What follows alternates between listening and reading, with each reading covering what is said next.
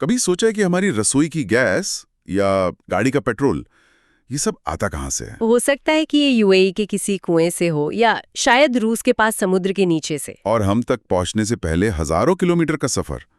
तो आज हम कच्चे तेल की इसी अविश्वसनीय यात्रा को समझेंगे। बिल्कुल, करोड़ों साल पहले मरे समुद्री जीवों से लेकर हमारे ईंधन टैंक तक। और ये सिर्फ जमीन में एक छेद करने जितना आसान तो नहीं होगा। नहीं, बिल्कुल नहीं। ये विज्ञान, जोखिम, इंजीनियरिंग सबका एक बहुत बड़ा वैश्विक नेटवर्क है।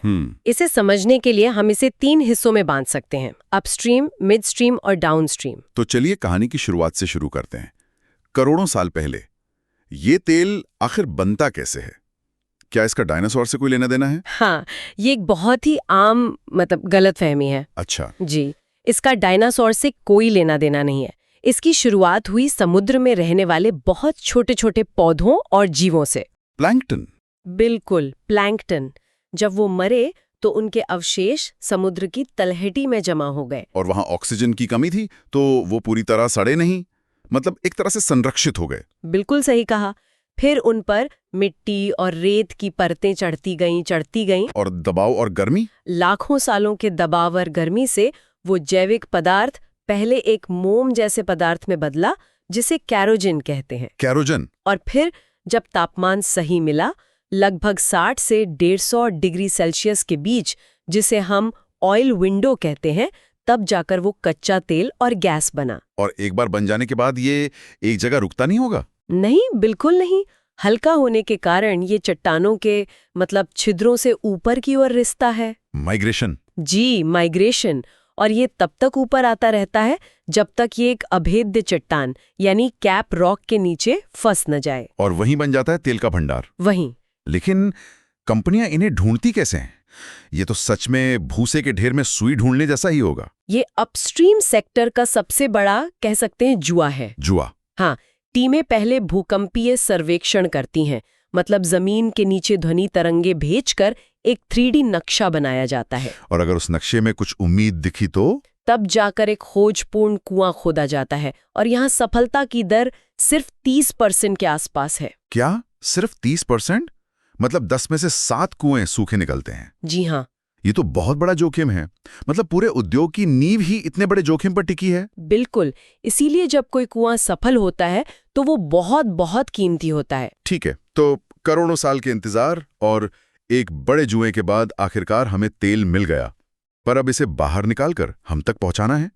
वो नेटवर्क कैसा दिखता है? तो यहाँ से मिड स्ट्रीम सेक्टर का काम शुरू होता है। परिवहन और भंडारण। हाँ, जमीन पर तो पाइपलाइनें सबसे कारगर हैं और समुद्र पार ले जाने के लिए बड़े बड़े टैंकर, विशाल तेल टैंकर। और इन समुद्री रास्तों पर कुछ चोक पॉइंट्स होते हैं, जैसे हॉर्मुज जल डमरू मध्य, जहां से मैंने सुना है दुनिया का लगभग 20% तेल गुजरता है। बिल्कुल। और इसीलिए ये जगहें भू राजनीतिक रूप से बहुत संवेदनशील होती हैं। और शायद इसलिए भारत और अमेरिका जैसे देश वो रणनीतिक पेट्रोलियम रिजर्व रखते हैं, किसी भी रुकावट से निपटने के लिए। एकदम सही, किसी भी आपात स्थिति के लिए। चलिए, तेल सुरक्षित रूप से रिफाइनरी पहुंच गया।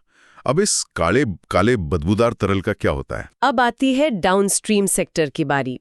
रिफाइनिंग। जी, रिफाइनरी में इसे डिस्टिलेशन कॉलम में गर्म किया जाता है। तो अलग-अलग तापमान पर इसके अलग-अलग हिस्से भाप बनकर अलग हो जाते हैं। जैसे सबसे हल्के वाले सबसे ऊपर। हाँ, एलपीजी और पेट्रोल जैसे हल्के उत्पाद सबसे ऊपर और डामर जैसे भारी सबसे नीचे रह जाते हैं। लेकिन हमें पेट्रोल जैसे हल्के ईंधन ज्यादा चाहिए होते हैं। और उसके लिए क्रैकिंग जैसी प्रक्रिया अपनाई जाती है। क्रैकिंग मतलब तोड़ना। बिल्कुल, इसमें भारी तेल के बड़े अणुओं को तोड़कर हल्के और ज्यादा कीमती अणुओं में बदला जाता है, जैसे पेट्रोल। और इसी प्रक्रिया से हमें पेट्रोकेमिकल्स भी मिलते हैं। हाँ, जिनसे प्लास्टिक, डिटर्जेंट, टायर, यहाँ तक कि एस्पिरिन जैसी दवाइयाँ और कॉस्मेटिक्स भी बनते हैं। मतलब हमारी आधुनिक दुनिया की लगभग हर चीज में इसकी भूमिका है। और अब इस पूरी प्रक्रिया को और बेहतर बनाने के लिए एआई और मशीन लर्निंग का इस्तेमाल हो रहा है। वो कैसे? एआई भूकंपीय डेटा का विश्लेषण करके तेल ढूंढने की सफलता दर बढ़ा रहा है, पाइपलाइनों की निगरानी कर लीक रोक रहा है। एक अनुमान है कि 2034 तक इस क्षेत्र में एआई का बाजार $25 बिलियन से भी ज्यादा का हो जाएगा। तो करोड़ों साल पुराने प्लैंकटन से लेकर एआई से चलने वाली रिफाइनरी तक तेल का यह सफर वाकई विज्ञान और इंजीनियरिंग की एक अविश्वसनीय कहानी है। बिल्कुल।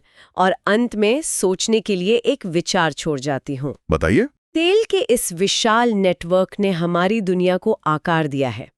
अब जब हम नवीकरणीय ऊर्जा की ओर बढ़ रहे हैं तो ये सोचना दिलचस्प है कि इस नेटवर्क के कौन से हिस्से, जैसे पाइपलाइंस या भंडारण तकनीक, नई ऊर्जा प्रणालियों के लिए भी काम आ सकते हैं। मतलब क्या हमारी पुरानी तेल पाइपलाइनें भविष्य में हाइड्रोजन का परिवहन कर सकती हैं? सोचने वाली बात है।